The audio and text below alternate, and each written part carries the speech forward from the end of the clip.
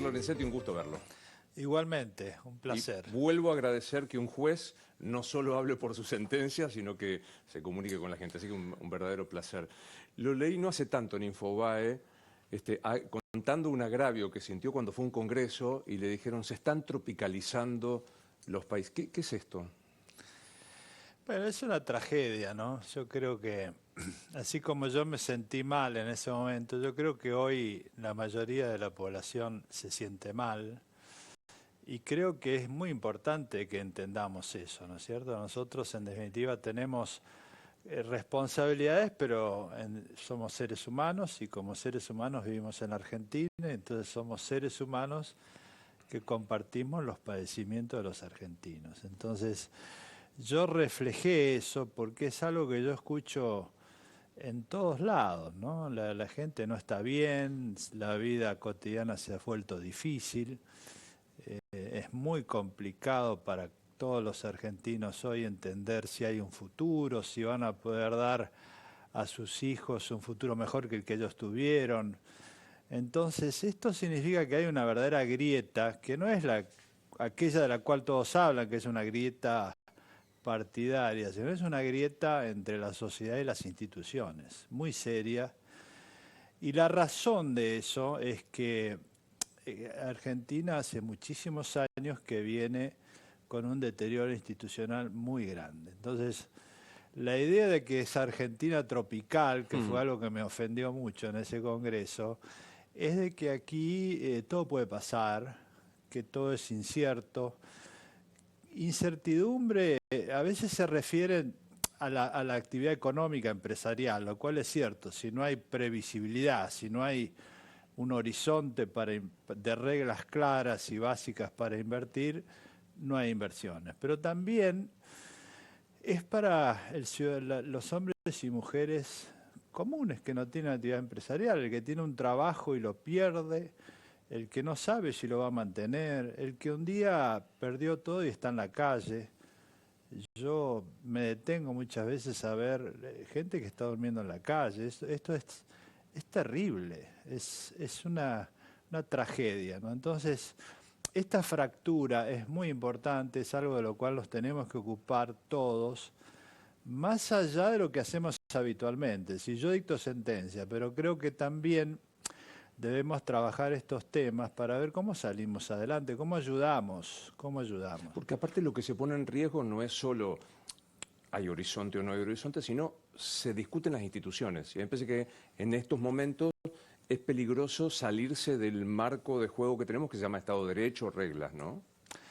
Bueno, hay muchísimos temas acá vinculados. El primero es que la grieta, cuando uno escucha las palabras con las que habla hoy la gente, los argentinos y argentinas, uno dice, bueno, hay enojo, hay malestar, están ellos y nosotros, y generalmente ellos, la dirigencia, las instituciones, se escucha un lenguaje muy alejado, no solo aquí, este es un problema global hoy, pero se habla más del pasado que del futuro, se habla más de que yo quiero llegar, pero no cómo continuar, no cómo hacer para que la gente esté mejor, no se habla a algo que interese en el círculo de cada uno de los argentinos, es decir, hay poco mensaje dirigido a solucionarle la vida a cada una de las personas, cómo hacer para tener un trabajo, cómo hacer para mejorar un futuro. Entonces, eso genera un quiebre muy grande, muy grande. Y claro, vivir en un contexto de incertidumbre es muy difícil. Si nosotros vemos los últimos 50 o 60 años en la Argentina, por tomar un periodo, no hubo una sola década tranquila. Nosotros no hemos tenido, digamos, una planicie. Cuando uno dice, bueno, ¿cómo puedo desarrollarme? En una planicie, ascendiendo gradualmente, despacito. Lento, pero... En cambio, ¿qué hemos tenido? Una vida de montañas. Subimos, bajamos, subimos, bajamos. No hubo décadas tranquilas. Siempre hubo crisis económicas, crisis políticas, crisis institucionales. Entonces, creo que es momento muy importante, yo diría que es un fin de ciclo lo que vivimos, y en el cual nosotros tenemos la enorme responsabilidad de decir, bueno, a ver, ¿qué podemos hacer para que nuestra gente esté mejor? Todos. Amplíe un poquito esto. ¿Qué es un fin de ciclo? ¿Qué se termina en este ciclo? Bueno, hay dos niveles de fin de ciclo acá, uno global y uno local, ¿no? A nivel local, por tal vez lo que más interesa, la idea de fin de ciclo tiene que ver con que las instituciones fueron diseñadas hace 200 años y no funcionan. No funcionan porque no ha cambiado la realidad a la cual están destinadas. Entonces el fin de ciclo significa que hoy tenemos instituciones muy antiguas frente a problemas muy nuevos. Por ejemplo, las personas hoy trabajan con celulares, les presentan inteligencia artificial, les presentan cambios en las vidas cotidianas. Por ejemplo, hoy las relaciones humanas son muy distintas que hace 50 o 60 años. Pero claro, las instituciones no han cambiado. Entonces, las expectativas crecen a una velocidad extraordinaria y las instituciones son muy lentas. El poder está centralizado y entonces cuesta mucho tomar decisiones. Fíjense que nosotros tenemos una idea del poder descendiente, ¿no? Nosotros en el interior sabemos que dice, Dios está en todos lados, pero atiende en Buenos Aires. Esta es una realidad, poder concentrado, y ese poder concentrado difícilmente puede atender todas las necesidades. Por eso hablamos, un primer fin de ciclo es ese. Hay que pasar a un poder descentralizado, porque hoy lo que importa es que cada uno de los ciudadanos y ciudadanas, cada una de las personas tenga posibilidad de decidir lo que quiere hacer. Ese es el verdadero ciudadano del siglo XXI, el que tiene la libertad de poder hacer. Por ejemplo, cuando nosotros discutimos el Código Civil y Comercial, un área que fue muy importante era el modelo de familia. Este es un ejemplo. Entonces se decía, bueno, acá hay que tener un modelo que es la familia tradicional, llevamos 200 años, que es hombre, mujer que se casan, tienen 2 hijos. Nosotros dijimos, bueno, pero la ley, las instituciones no pueden imponerle a las personas el modelo de vida ejemplar. Lo que tenemos que hacer es un menú de opciones para que cada uno decida cómo quiere arreglar su vida si es adulto. Entonces hoy tenemos un código en el cual uno puede casarse o no, puede casarse con una persona de distinto sexo o del mismo sexo, puede tener una gran cantidad de opciones de vida en libertad. Y esto fue lo que más se aceptó del código. Es increíble la celeridad con la cual se aplicó. Entonces, ahí hay un gran cambio primero.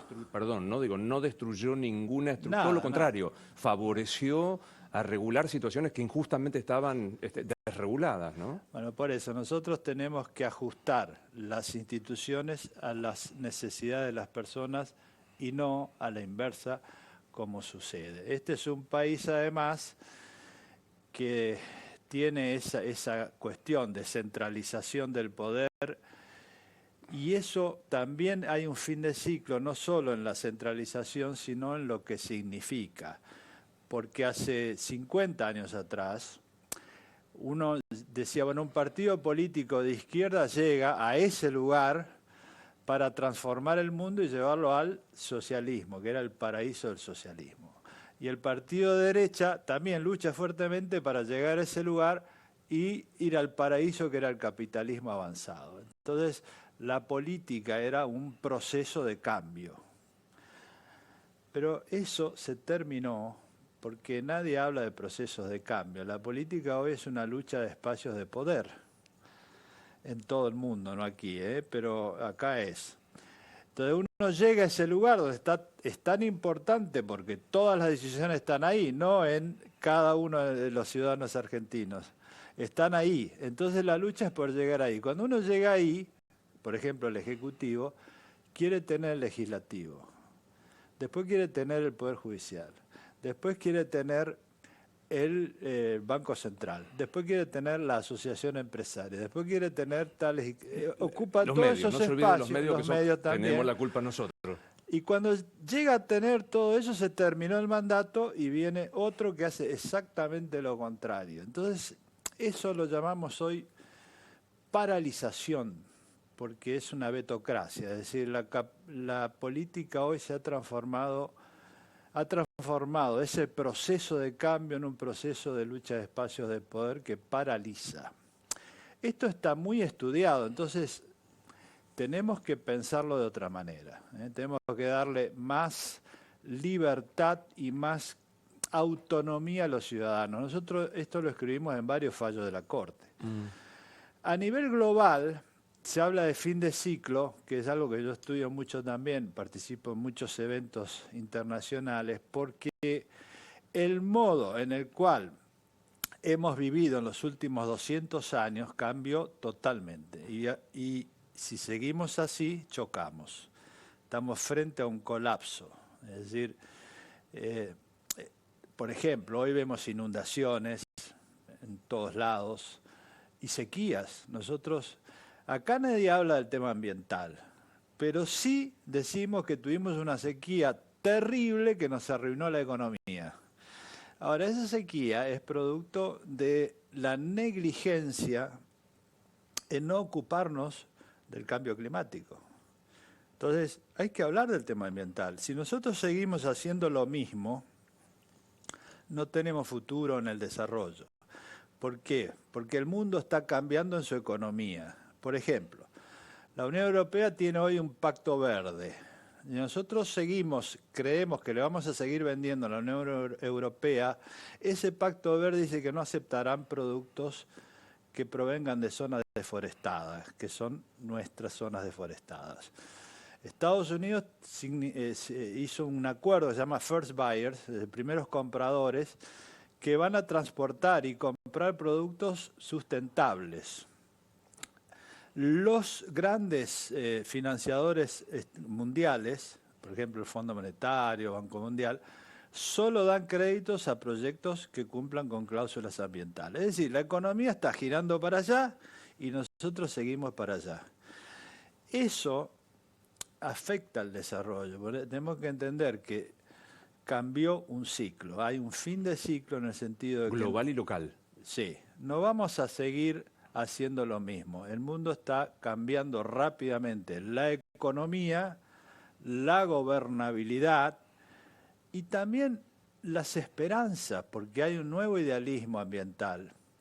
Acá vivimos una era del desencanto, ¿no? De todo el mundo está como cuando yo empecé en la facultad, había mucho entusiasmo. Nosotros teníamos mucho idealismo. Hoy eso se terminó.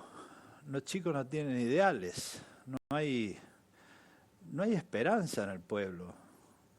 Hay desencanto, hay desilusión. Sí, me da lo mismo esto que aquello. Probablemente por el ensayo de tantas opciones que han fracasado, ¿no? Pero si nosotros entendemos que si seguimos haciendo lo mismo, vamos a tener los mismos problemas, como decía Einstein. No vamos a tener distintos resultados si seguimos haciendo lo mismo. Pero si cambiamos la dirección de la economía, si cambiamos la dirección de la sociedad y la gobernabilidad, nosotros tenemos un nuevo idealismo, que es el idealismo ¿no? De cambiar el mundo. Me quedo con este concepto que usted decía.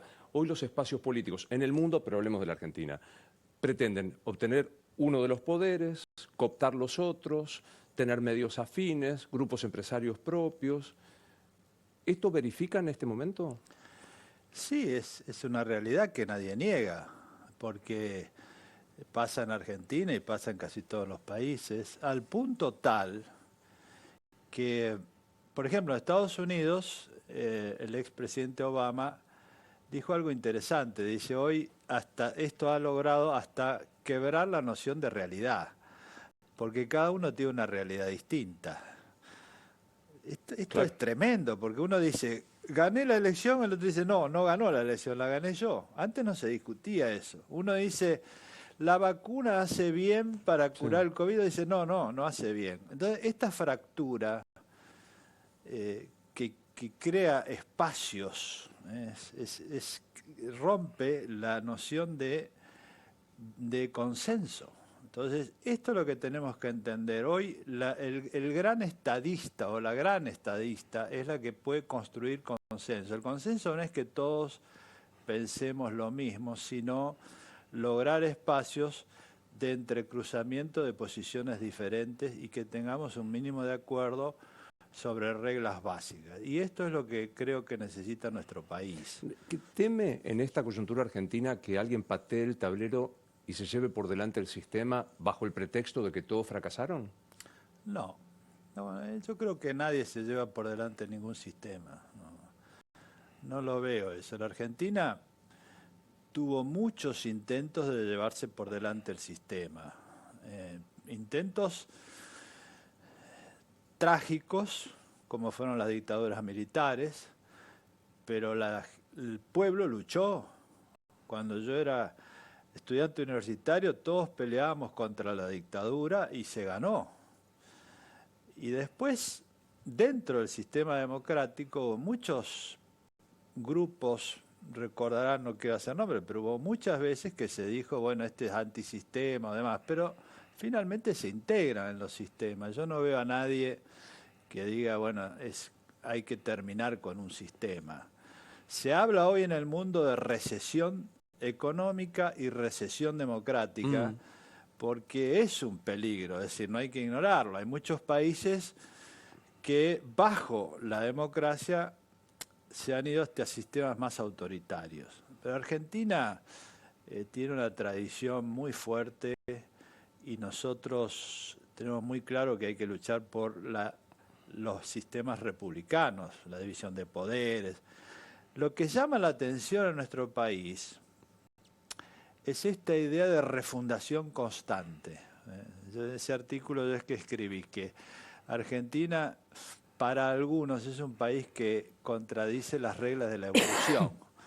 Claro. Nació adulto y evoluciona hacia la infancia. ¿Por qué? Bueno, porque hubo épocas que teníamos muy claro qué significa la división de poderes, qué significa el poder judicial independiente, qué significa la democracia, qué significa los derechos humanos, qué significa que cada persona sea libre y que pueda tener un proyecto de vida, qué significa que la protección de ese proyecto de vida y no que sea arrasado por una crisis económica. Todo eso se vuelve a discutir cada década. Sí, realmente. Entonces, este es nosotros debemos de proteger a nuestro pueblo, es increíblemente resistente. Porque mire, yo mismo digo, ¿qué pasó en estos 60 años? Bueno, de todo. Yo tengo una vida, cuando digo, ¿qué viví en 60 años? Que no es nada fuera de lo que vivió cualquier argentino de mi edad. Todo. De todo. Y hemos pasado situaciones increíbles de todo tipo. Entonces digo, bueno, nosotros tenemos una gran capacidad de resistir, de adaptarnos, pero ya es suficiente, ¿no? Nosotros tenemos que darle paz, tranquilidad, y para eso tenemos que reflexionar en profundidad los cambios institucionales. Yo comparto que los consensos deberían ser división de poderes, publicidad y responsabilidad por lo que aprendíamos ni en la facultad, en la escuela secundaria. ¿Este gobierno ha respetado la división de poderes? Yo creo que la división de poderes es algo que no está claro en la política argentina, ¿no? Ni este gobierno en particular creo que tuvo muchas ideas, pero el Poder Judicial en cuanto a la división de poderes no está bien, para nada, esto es público, ¿no? Es decir, tenemos muchísimos problemas, creo que después hay que hacer una autocrítica, si quiere hablamos de eso, claro. ¿no? Pero me parece que la división de poderes es un tema importante. Y cuando uno ve lo que pasa a nivel federal y en muchas provincias, es un tránsito de comunicación muy poco claro. Entonces yo creo que tenemos que darnos un debate serio sobre la división de poderes, sobre la independencia del Poder Judicial. ¿Cómo recibe un ministro la Corte? Digo, no es habitual tener la posibilidad de charlar con un ministro de la Corte, que es la máxima autoridad de un poder que está que es piramidal, usted está en la cúspide de esta pirámide, pero ¿cómo recibe? No estoy buscando ni un título ni una chicana, pero digo que el titular del Ejecutivo destrata a la Corte o la vicepresidenta titular de uno de los órganos del Poder Legislativo le dice mamarracho a la Corte. Nosotros tenemos que tener templanza. Yo creo que por ejemplo, cuando se evalúa un candidato a presidente en Estados Unidos, la principal cuestión es templanza, la capacidad de resistir presiones. Eso es más claro, ¿no? Entonces, que diga eso, bueno, es un problema del que lo dice. Lo importante, porque también se dicen muchas cosas del Ejecutivo, peores, ¿no es cierto? Pero ningún ministro de la Corte ha dicho nada del Ejecutivo pero parecido. la sociedad no habla bien de los poderes ejecutivos. Entonces, yo lo que digo es, lo importante no es lo que yo sienta ni el agravio personal. Lo importante es que los argentinos y las argentinas sepan que digan lo que digan, yo voy a seguir haciendo lo mismo, aplicando la ley, la Constitución y protegiendo los derechos de los ciudadanos. Esa es la función de la Corte. Digan lo que digan. Si eso está claro, estamos bien. Ahora, si un insulto, o un agravio, o una presión nos hace cambiar de idea, estamos mal. Esto es claro, ¿no es cierto? Entonces yo lo que digo es, yo desde el 2004 que ingresé a la Corte, tuve el gran honor de tener una Corte prestigiosa, firmé muchísimos fallos, pero siempre en la misma línea. Y heterogénea la Corte que usted asumió. Sí, y bueno, hemos cambiado y las sentencias siguen la misma línea y hemos pasado 4 presidentes. No ha cambiado la jurisprudencia de la Corte, por ejemplo, en derechos humanos, en la protección de los derechos individuales, en la división de poderes, en la concepción republicana. Esa es la mejor muestra y hemos tenido muchos conflictos con otros poderes, muchísimos, de todo tipo, ¿no? Entonces lo importante es que nosotros cumplamos con nuestra función, que es darle tranquilidad a la sociedad. Usted no estaba presente cuando se firmó la sentencia de Tucumán y San Juan, que generó muchísimo revuelo político. Me gustaría una opinión suya sobre el tema. Yo no puedo opinar sobre las sentencias, que además son medidas cautelares que están en trámite, ¿no es cierto? Nosotros en eso tenemos que ser cuidadosos. Uno no puede adelantar opinión, ni siquiera sé si puedo dar opinión sobre estos 2 casos que están en trámite ahora. O sea, porque justamente tramitaron en el momento en que yo no estaba. O sea que ahí no puedo.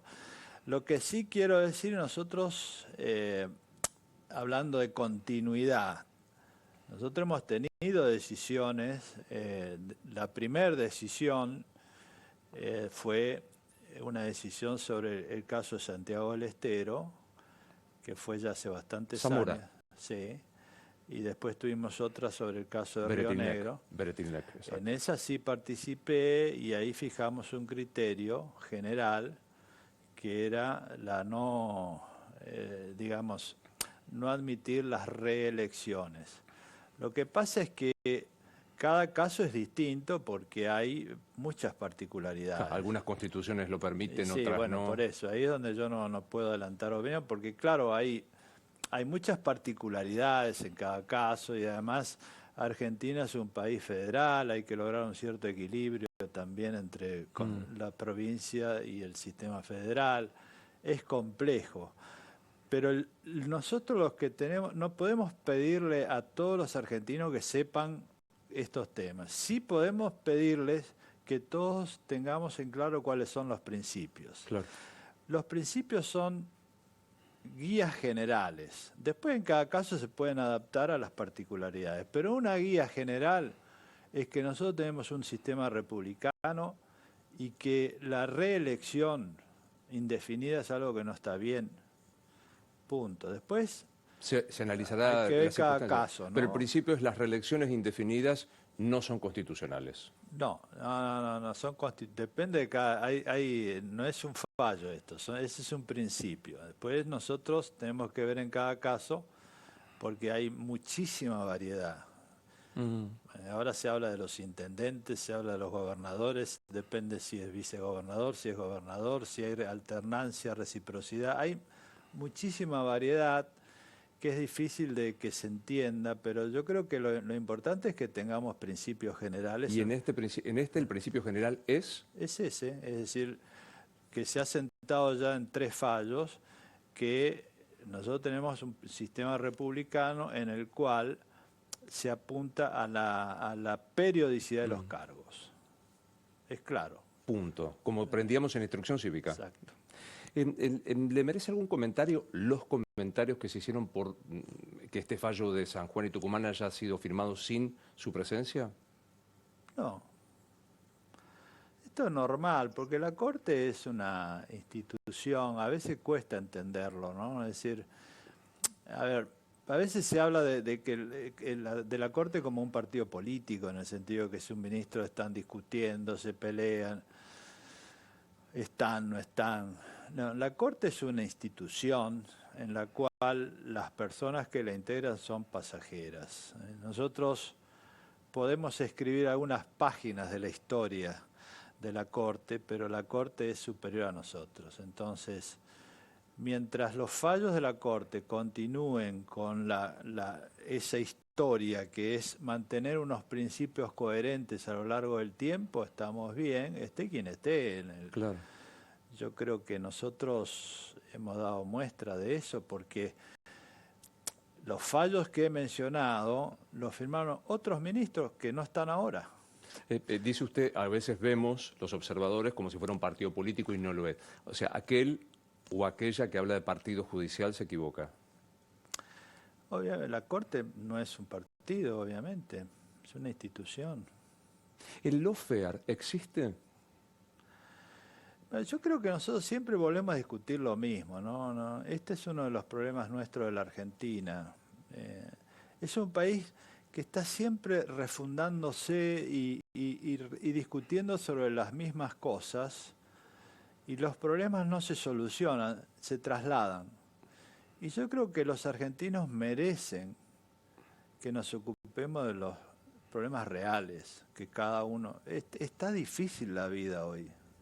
Yo recorro mucho el país, hablo con mucha gente, me interesa más saber qué opinan los vecinos de Rafaela o de Rosario que estas grandes declaraciones que en realidad no son los problemas de la gente. Ahora, para dejarlo claro, el lawfare es una teoría. Bueno, la puede sostener el que quiera sostenerla. Es decir, hay libertad para hablar de teorías, hay libertad para expresarse, no hay ningún inconveniente. Nosotros lo que tenemos es un sistema constitucional, y esto lo hemos dicho ya en una sentencia que dictamos hace ya bastantes años, 2013, casi una década, donde se discutió lo mismo.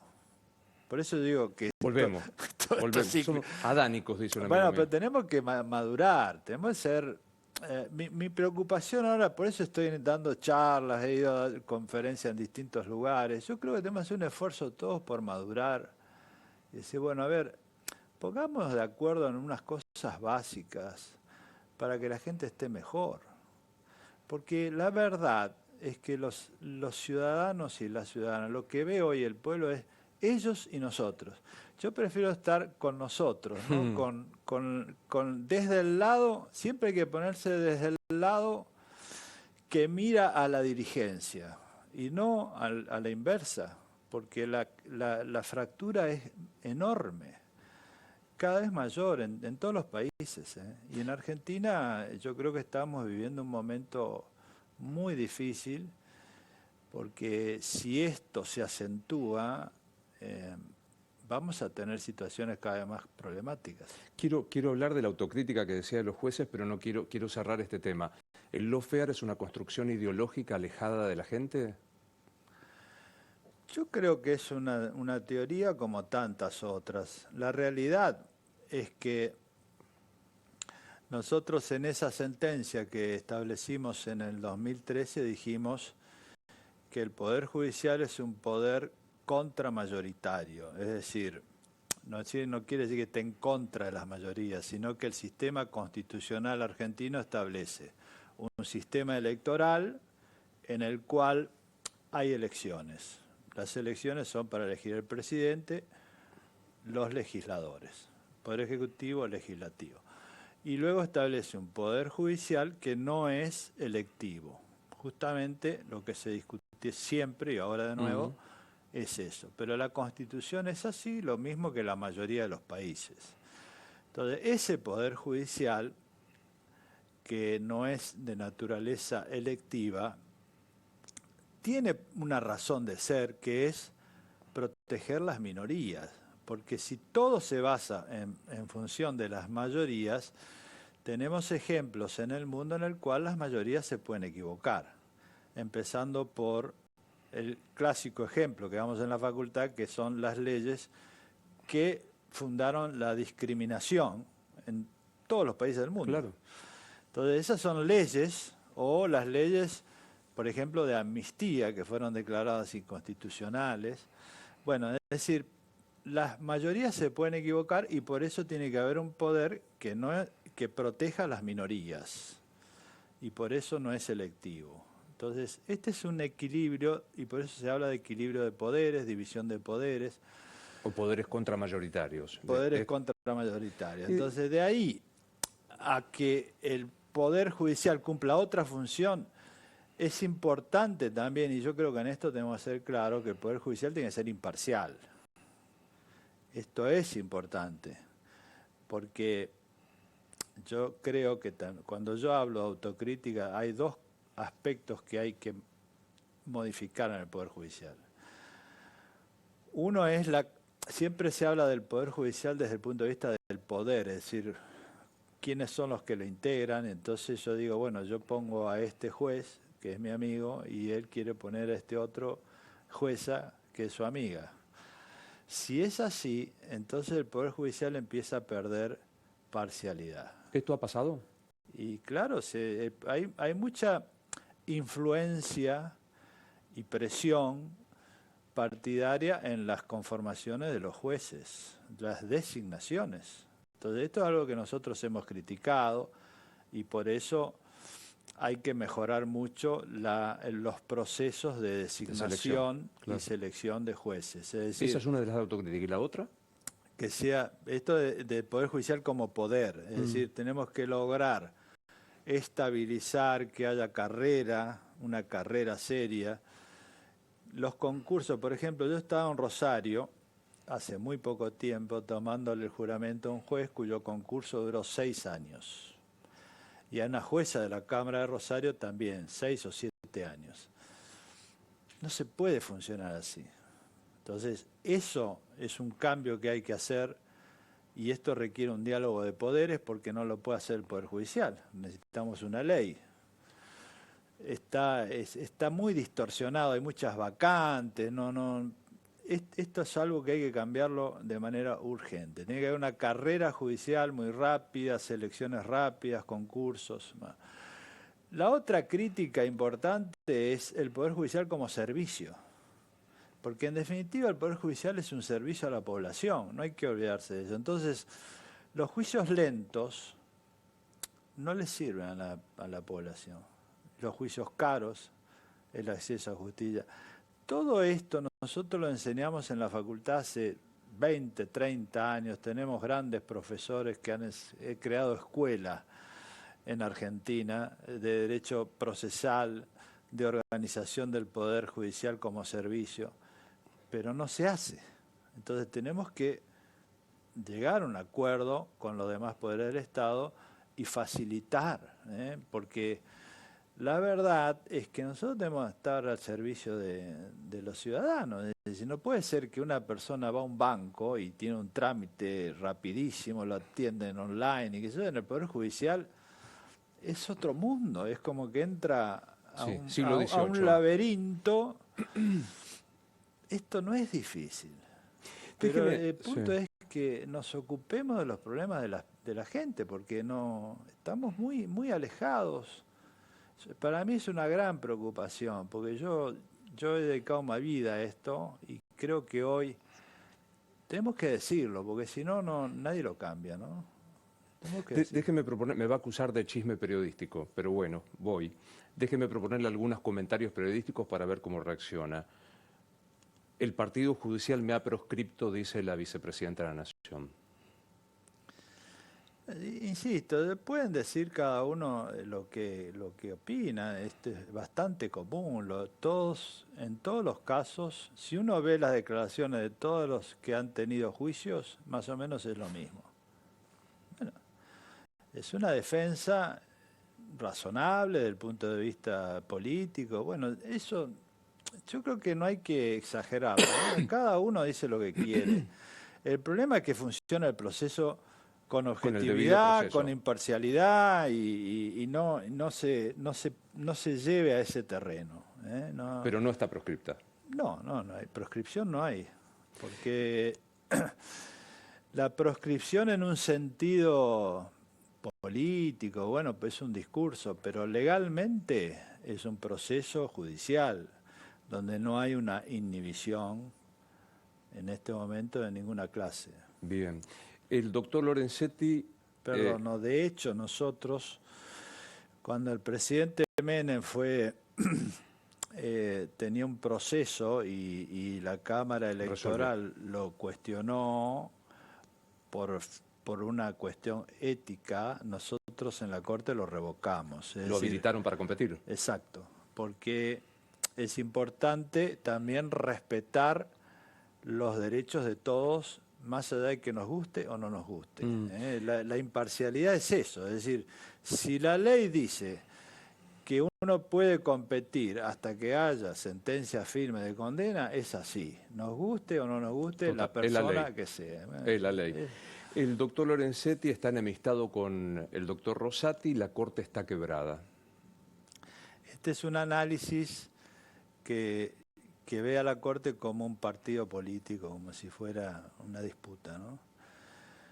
Me gustaría explicarlo. Claro. Primero, la Corte tiene dos áreas fundamentales. Una es judicial y la otra, diríamos, nosotros llamamos superintendencia, que son decisiones internas.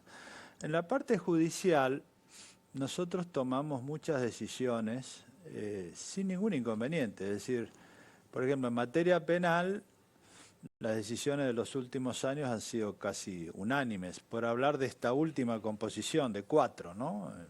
Antes también hemos tenido. Las disidencias en la Corte son buenas, no son mal vistas, son buenas, porque enriquecen el debate jurídico. Entonces, en materia penal hemos tenido bastante unanimidad en todos los fallos. En materia, por ejemplo, laboral y cuestiones de mercado, a veces estamos 3-2, 2-2. En cuestiones previsionales, 3-1. Pero van cambiando las mayorías porque pensamos de manera diferente y eso es muy bueno. Y así estamos. Yo no veo ahí ningún problema. De hecho, sacamos sentencias en todos los temas. Por ejemplo, en juicio de lesa humanidad, generalmente estamos 3 y el doctor Rosenkrantz opina en disidencia, pero también en otros temas yo opino en disidencia, en otros temas Rosati en disidencia, o Maqueda, porque cada uno tiene su visión y es bueno que la tenga y por eso la diversidad es buena, ¿no? Yo siempre digo que para mí la experiencia más interesante cuando entré a la Corte fue resolver el tema del corralito, donde Fait sostenía que había que devolver en dólares y Carmen Argibay, y después teníamos del otro lado a Maqueda y Elena Hayton que decía que era todo en pesos. Entonces lograr un consenso en posiciones tan diferentes fue un trabajo enriquecedor. Fallo que diseñó usted. Sí. Pero bueno, eso es bueno, la disidencia es buena.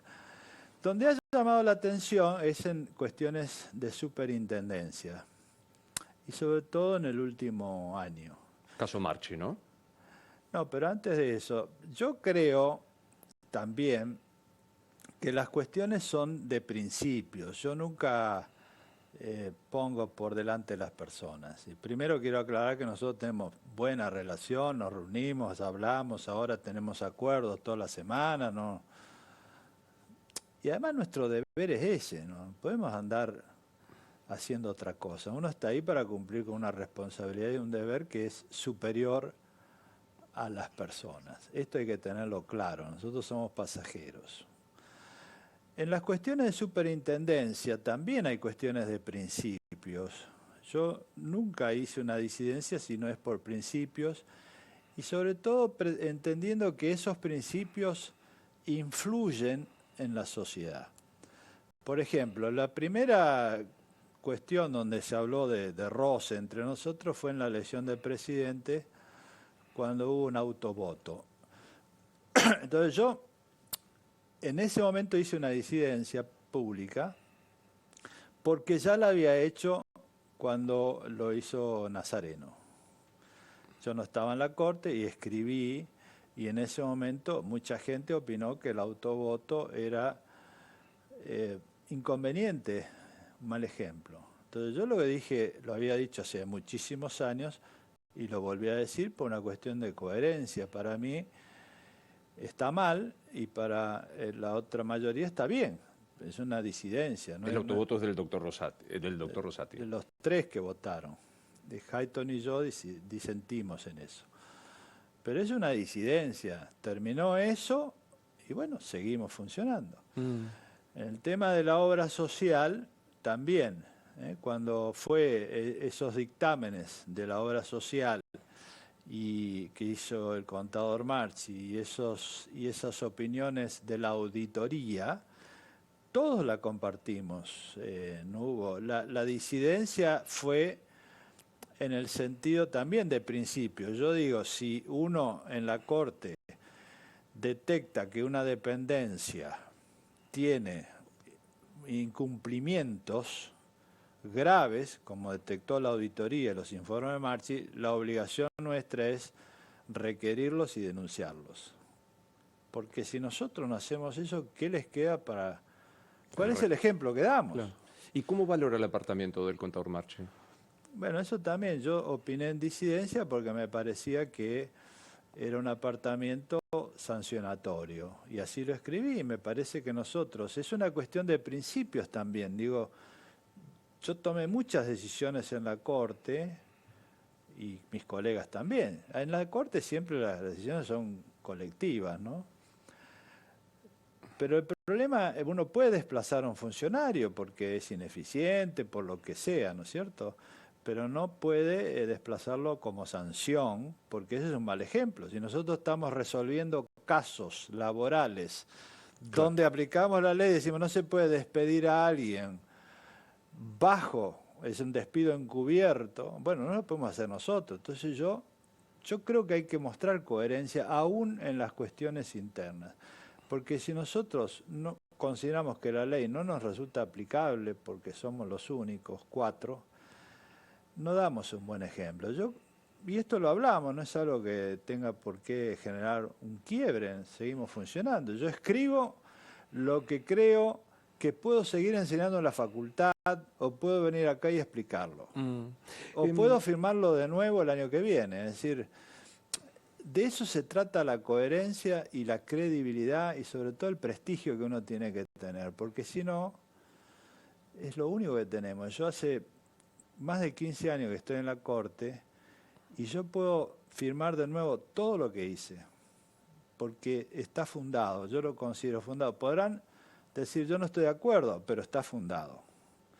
Lo que no puedo hacer es cambiarlo de acuerdo a circunstancias personales o creer que yo estoy fuera de la ley, porque entonces pierdo la credibilidad.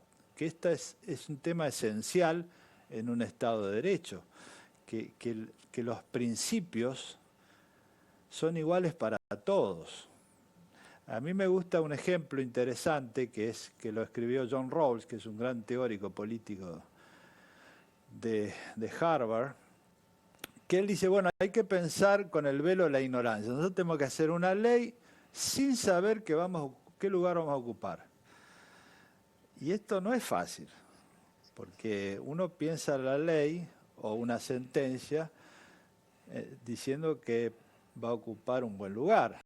Pero si le toca del otro lado, vivir en la calle, por ejemplo, no, y Borges también escribió sobre esto, ¿no? Diciendo, bueno, uno puede pasar por distintos lugares. Hay que pensar de manera que eso pueda ser aplicado independientemente del lugar que uno ocupa. Entonces la ley la aplicamos a los demás y a nosotros. Claro. La vacante de la doctora Hayton, nunca propuesta en su reemplazo,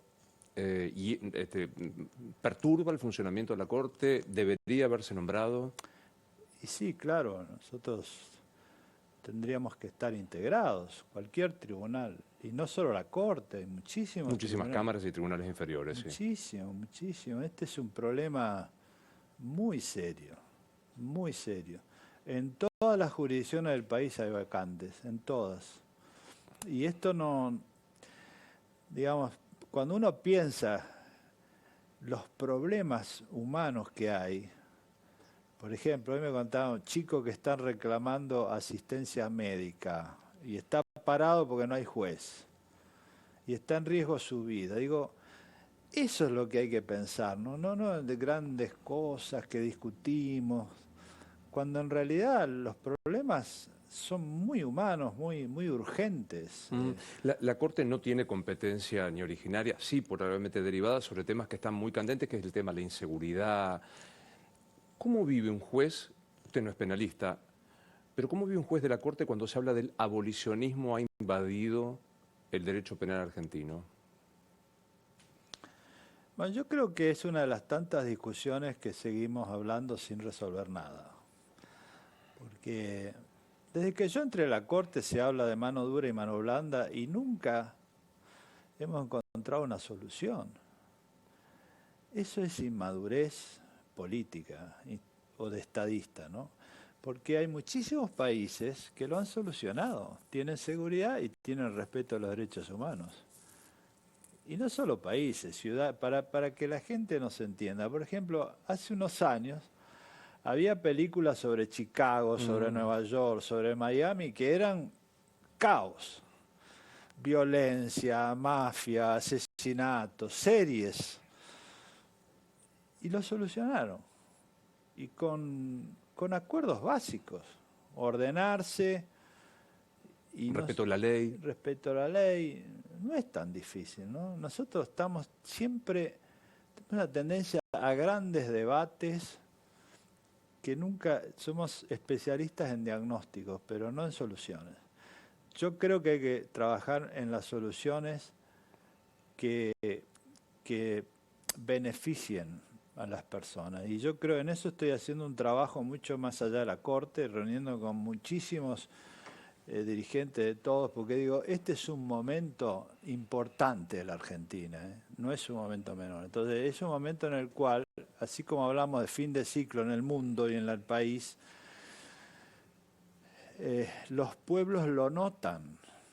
Hay una reacción en todos los países muy fuerte de las sociedades que no se sienten representadas. Ellos, nosotros, ellos, nosotros.